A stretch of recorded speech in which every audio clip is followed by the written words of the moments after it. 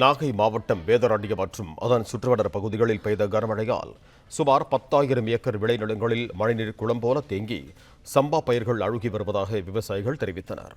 இது தொடர்பான கூடுதல் விவரங்களோடு இணைகிறார் எமது செய்தியாளர் ராம்குமார். வணக்கம் ராம்குமார், உங்களிடம் இருக்கும் தகவல்களை பகிர்ந்து கொள்ளுங்கள். வேதாரண்யம் பகுதியில் கனமழையால் 10,000 ஏக்கர் சம்பா சாகுபடி நீரில் மூழ்கி பாதிக்கப்பட்டுள்ளது. வங்கக்கடலில் நிலை கொண்டுள்ள டிக்வா புயல் காரணமாக டெல்டா மாவட்டங்களில் கடந்த 3 நாட்களாக கனமழை பெய்து வருகிறது.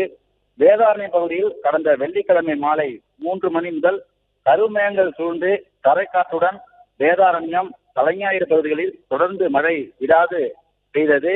இன்று 3வது நாளாக கனமழை பெய்து வருகிறது.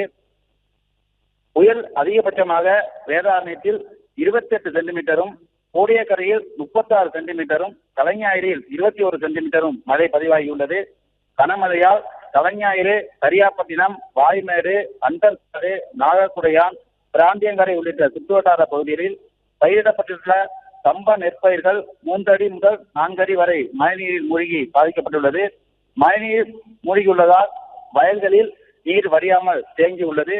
தொடர்ந்து மழை பெய்து வருவதால் வேதாரண்யம் பகுதியில் மேலே நெல் விதைப்பு செய்து 50 முதல் 60 நாட்களான நெற்பயிர்கள் சுமார் 10,000 ஏக்கர் நீரில் மூழ்கியுள்ளது. மேலும் மழை தொடர்ந்து பெய்து வருவதால் சம்பா நெற்பயிர்கள் முற்றிலும் பாதிக்கக்கூடிய நிலை ஏற்பட்டுள்ளது. சம்பா சாகுபடி பாதிக்கப்பட்டுள்ளதால் விவசாயிகள் கவலை அடைந்துள்ளனர். பாதிக்கப்பட்டுள்ள சம்பா நெற்பயிர்களை பார்வையிட்டு உரிய நிவாரணம் வழங்க வேண்டும் என விவசாயிகள் கோரிக்கை விடுத்துள்ளனர். நன்றி ராம்குமார், உங்க தகவல்களுக்கு. பிளே ஸ்டோர் மற்றும் ஆப் ஸ்டோரில் இருந்து பாலிமர் செயலியை QR கோடு மூலம் பதிவிறக்கம் செய்யுங்கள்.